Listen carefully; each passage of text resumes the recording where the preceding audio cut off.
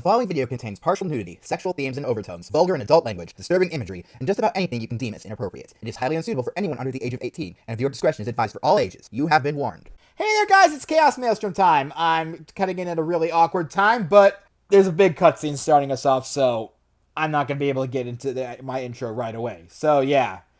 Last time we finished things up at the Monster Lord's castle, and this time we're going to, well, let's see what happens next, is all I'm going to say.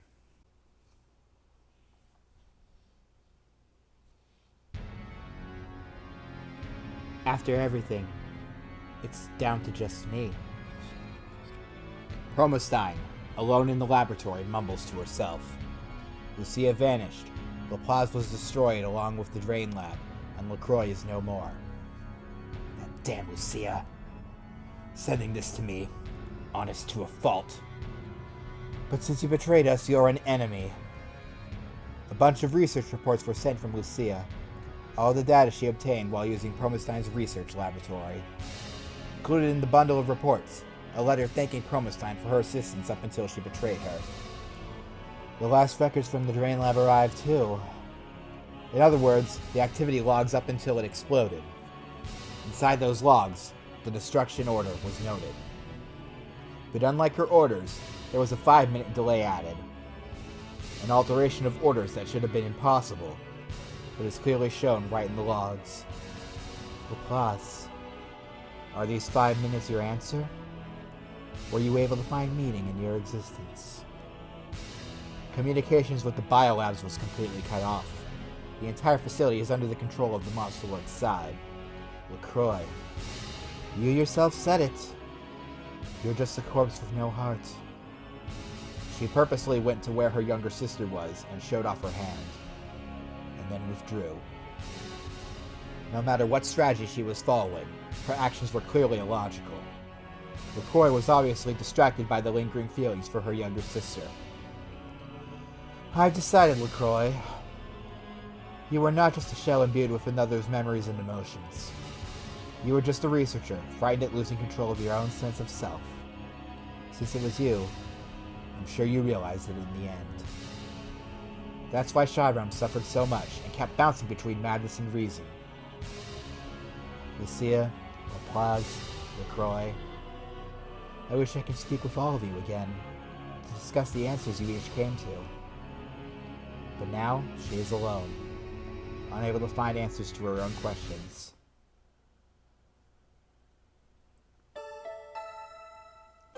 Master Hermes, I finished a new edition of Dawn of the New Era.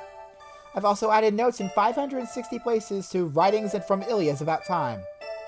Such splendid work, Promestein. You truly are the best clerk in the heavens. Please keep up your best for Master Ilias' sake. Yes, for Ilias.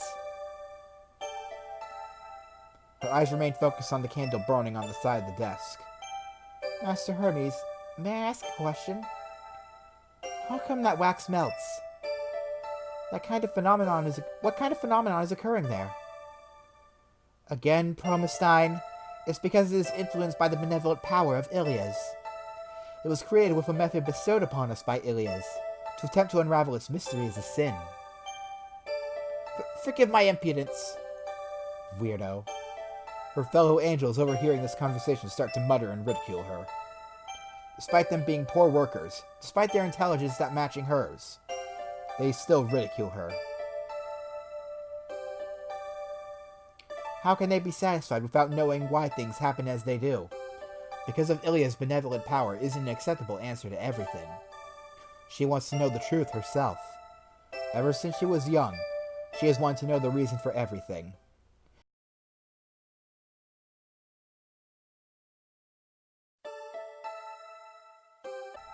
Promestein, have you fixed that passage yet?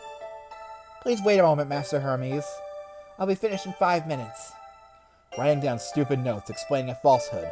She wants to do more than this. Don't rush through it. Take your time. Yes. As her brush quickly flows across the page, a butterfly suddenly lands on her desk. Promestein catches it by one of its wings and inspects it. Please don't kill things in this sacred library, Promestein.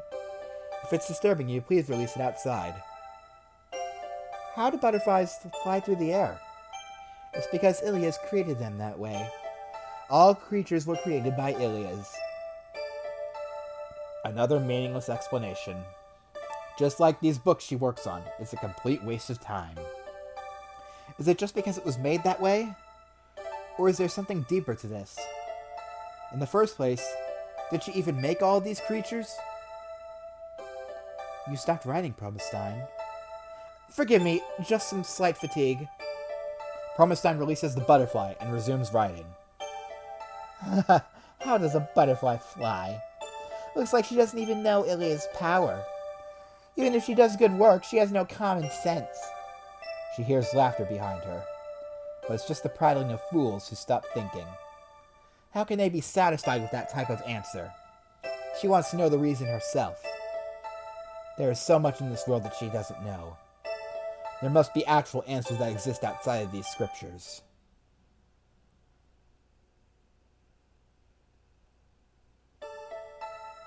This is the realm of the gods, the physical laws that move the world. Her notebook is filled with numbers and formulas.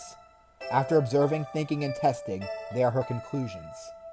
After all the work, it comes down to a simple equation. The equation explains how an object moves through space. Master Hermes, I finally solved it! I can calculate not only how the celestial bodies move through the sky, but also how and why an apple falls to the ground. You take the distance in gravity. Promestein! Are you trying to diminish the skill of Master Ilias? Promestein's notebook goes up in flames in Hermes' hand. No, I was just... Looks like she did something stupid again, that weirdo. She doesn't trust in Ilias' power. Does she not have any faith? They know nothing. Even if the truth of the world was in front of their eyes, they would see nothing. Like the fools they are, they eat up the scriptures they're writing down. But Promestein knows herself to be different. Forgive me. I'll change my behavior from now on. Since then, she puts all of her efforts into her secretarial work. Of course, she hides her true thoughts and irrelevant behavior. For a clear-headed angel like her, it was simple. Thus, Promestein continues on, publicly acting like an elite.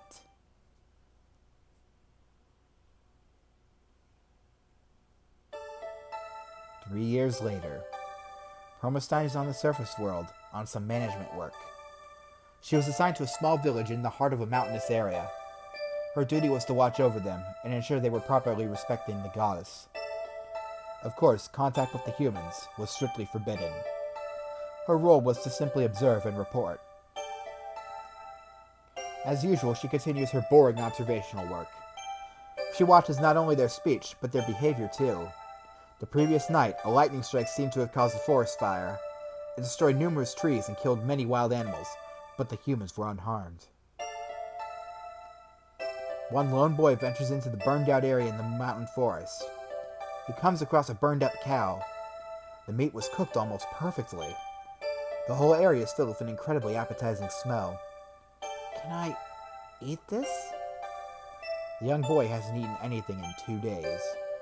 Like others in his village, he's near starvation levels. Of course, the role of the heavens isn't to help humans. Their role is only to guide their thoughts. Their only concern is that they worship Ilias as their only goddess. Anything other than that, even if it means death, is no concern. The boy pulls off some pieces of meat and brings it to his mouth. Oi! What are you doing? The village elder runs up, slapping the meat from the boy's hand. The lightning was Ilia's anger! The cow died because it drew her wrath! You would anger her if you ate it! You would bring ruin upon all your fellow villagers! But I'm so hungry. Winter is coming soon too.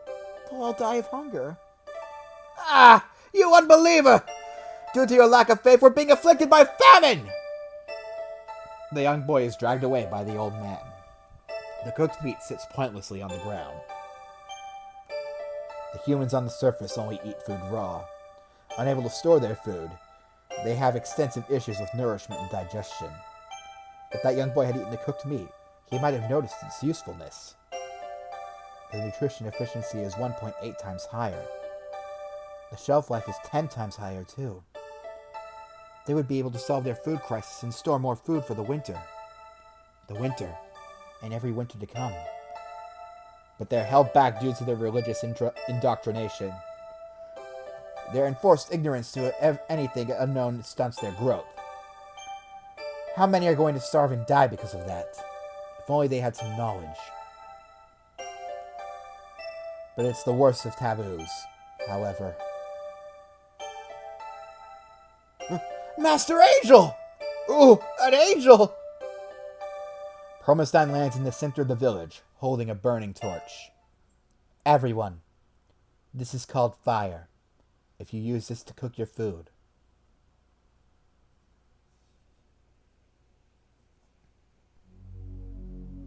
Those damn fools! Why do they regard technology with hostility? Technology is not a sin! They will never change! Are they so terrified of Ilia's authority? Promestein shouts from inside a jail deep in a cave. A prison for angels deep in the ground. Promestein was jailed here as punishment for the grave sin of giving humans fire. After tiring of shouting, Promestein slumps to the ground. Her gaze falls onto a lizard, lazily crawling across the ground. That's right. I'm on the surface world. There are more living creatures here than in the heavens. Promestein studies the lizard's movements for a few minutes. How it moves, how it turns its head, the way its tail moves, the way it catches prey. I see. What about inside? Promestein grabs hold of the lizard and pulls off its head. I could do this easier if I had a knife. While mumbling to herself, Promestein pries apart the lizard with her bare hands. She studies its skeleton, its organs, and the muscles combining it all together. Different from the creatures in the heavens. Is this because it adapted to the surface world? Promestein looks for more small animals that have entered her small prison.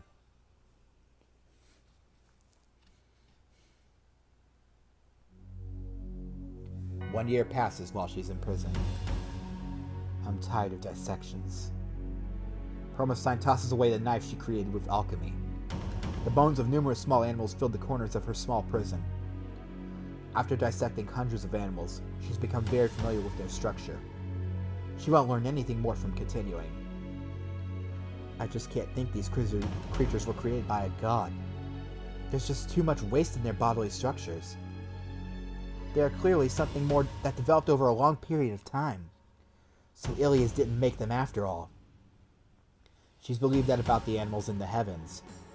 But the variety of creatures on the surface world is vastly greater. I wish I could see more from here. Could I create some sort of observational device? Combining alchemy skills with magic. Perhaps she could even make some sort of simple instrument. She isn't very skilled with alchemy, but there's plenty of time to practice.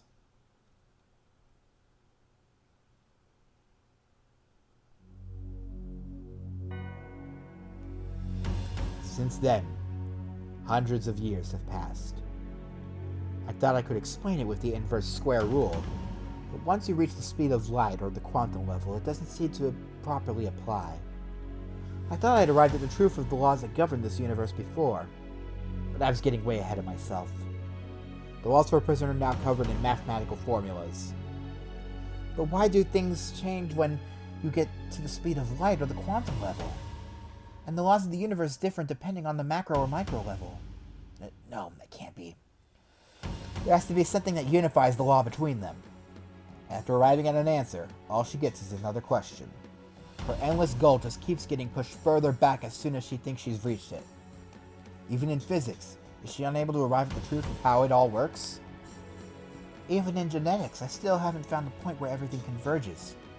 I want to analyze all of the amino acids, but as I thought, I've reached a limit with the equipment I can make here. Promestein is surrounded by equipment she managed to create through a mixture of alchemy and magic. The prison of the gods has already become a laboratory for her. Who is it? Suddenly, she senses a strange pulsing of magic near her. This prison should have been sealed off by Ilias, but... Do you want to leave? A strange girl appears. How did she get in? You're... the current monster lord. Where did you learn of me? Even I have my contacts in the heavens. So I put in a good word about you to Ilias. And in return, You want my and in return, you want my research. Just as I want to control the world, you want to identify the world, no? I don't discriminate against technology. Now, let's leave here.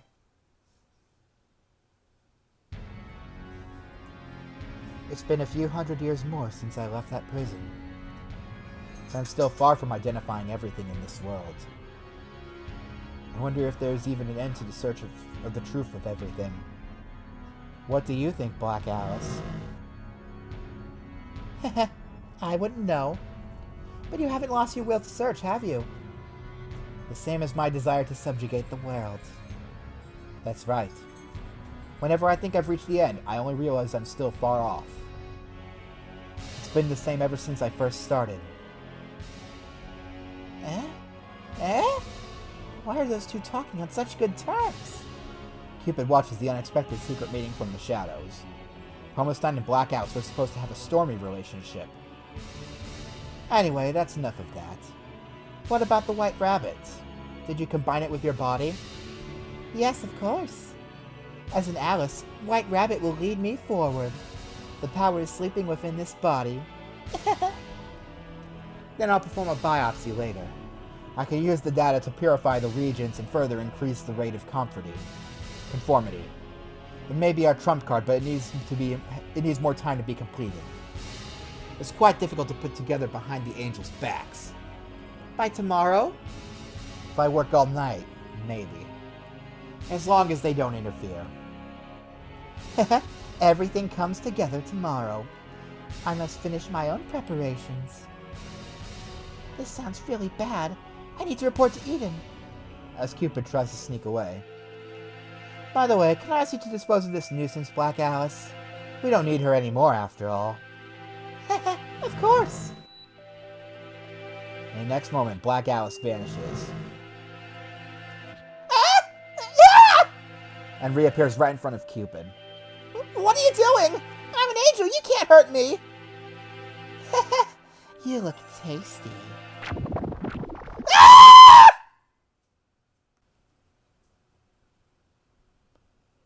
Don't worry, she's fine. Anyway, now we're finally back to the main story. And we're finally waking up from our deep sleep in the Monster Lord's spooky castle. I just tried to make it sound like that didn't fit the music at all, but no, the Monster Lord's castle isn't spooky in the least bit. Unless, of course, you're actually scared of monsters, which in this world I can understand. Anyway, we're getting up. Morning, huh? I fainted after being squeezed dry last night. Is it going to be alright? It was the night before the decisive battle, after all. But I don't feel tired at all. Actually, I feel perfect. As I get up from my bed, my eyes are drawn to my hand. But it was only for a moment. In the next second, it was back to normal. Alright, time to go. I get up, prepared for the final battle.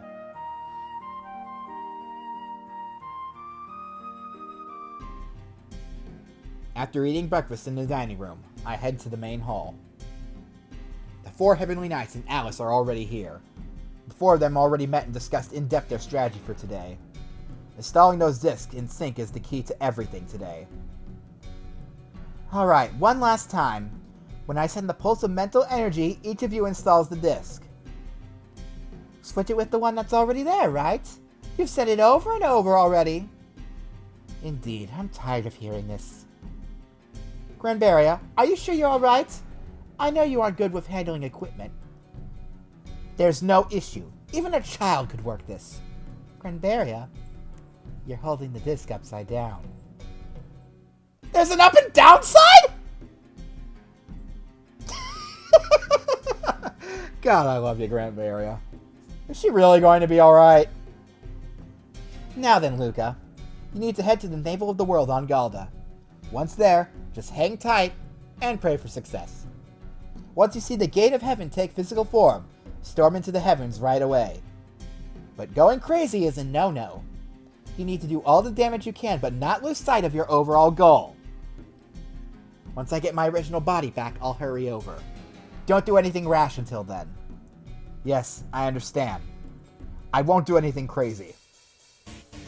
All right, let's go. Everyone ready? Whoops! That's not supposed to be like that.